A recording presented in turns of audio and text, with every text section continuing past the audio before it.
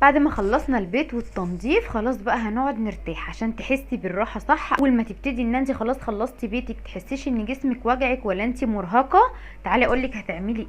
خلاص خلصنا البيت، خلصنا الولاد، خلصنا الاكل، خلصنا كل اللي ورانا. بعد كل ده تجري على طول على الحمام، تاخدي دش. صيف شتاء، في الشتاء في الصيف لازما بعد ما تخلصي كل اللي وراكي تجري تاخدي دش. ليه؟ الدش ده من الحاجات اللي بتخليكي تنزلي 3/4 التعب اللي موجود على جسمك.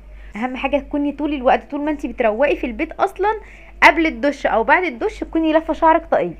انا بصراحه يعني ماليش قوي في البيبي ليس والاستشوار والكلام ده كله. انا بحب لف شعر طاقيه جدا جدا، خاصه بقى لو انت شعرك مجعد. يعني في ناس بيكون شعرها اصلا دايما مجعد، فالطاقيه دي الحل الامثل.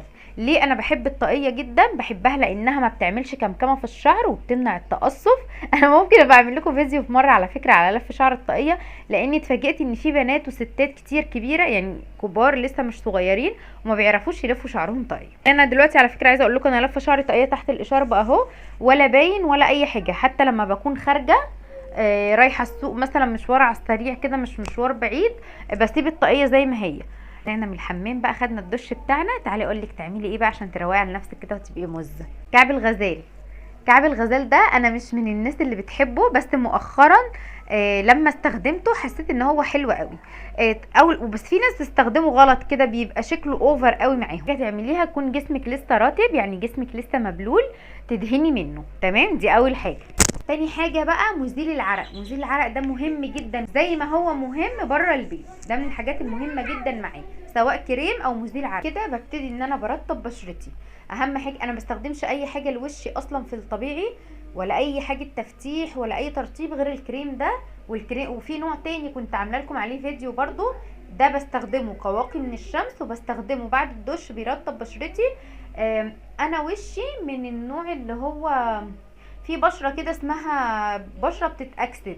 البشره اللي بتتاكسد دي يعني مسافه ما بنزل يوم واحد بس في الشمس بلاقي وشي اسود بطريقه غريبه جدا، بلقاه دايما مبقع كده، بقع لونها رمادي. تمام، دي طبيعه البشره اصلا، مش حاجه عندي يعني، مش حاجه وحشه.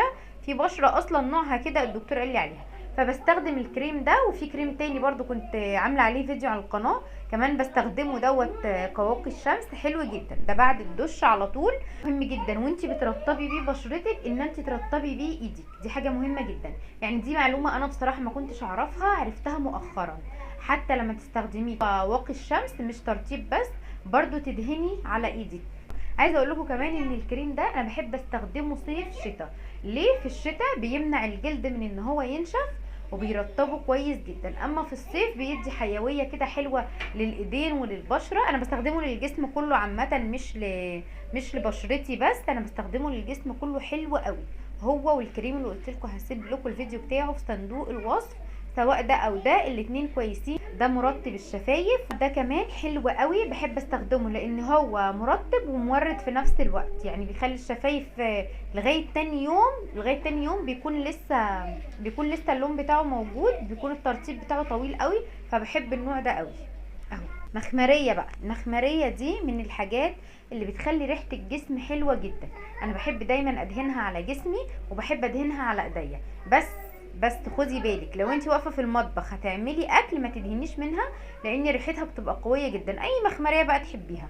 تمام، فالمخمريه من الحاجات الحلوه قوي اللي بحب استخدمها. بعد برفانك، البرفان ممنوع بره البيت يا جماعه، البرفان ممنوع بره البيت. برفان جوه البيت زي ما انت عايزه، دلعي نفسك جوه البيت براحتك. طول ما انا قاعده في البيت بكون حاطه برفان، بس مش دايما بصراحه. لو داخله ان انا بعمل اكل او عندي شغل اوردرات فما بفضلش ابدا ان انا بحط برفان. طول ما انت بتروقي البيت تكوني لفه شعرك طاقيه. لو انت مش بتعملي بيبي ليس واستشوار زي تكوني لفه شعرك طاقيه طول الوقت. ده بيحافظ على الشعر اصلا، غير ان هو بيخليه مفرود، بيمنعه من التقصف وبيخليه ما يعملش ريحه الكمكمه زي ما قلنا. خلاص بقى، طول ما انت قاعده في البيت بقى فكيتي الطاقيه، دلعتي نفسك توكه حلوه بقى كده تدلعي بيها نفسك وانت قاعده. اعمل لكم فيديو تاني برضو عن ماسك حلو قوي بعمله لنوع بشرتي اللي انا قلت لكم عليها دي، وبيمشي على اي نوع بشره، بيفتح وبيرطب حلو جدا. هبقى اعمل لكم عليه الفيديو الجاي. ما تنسوش بقى تشتركوا في القناه وتفعلوا الجرس وتعملي شير للفيديو. اما لو انت بتتفرجي من فيسبوك اتمنى تعملي شير للفيديو عشان غيرك يستفاد.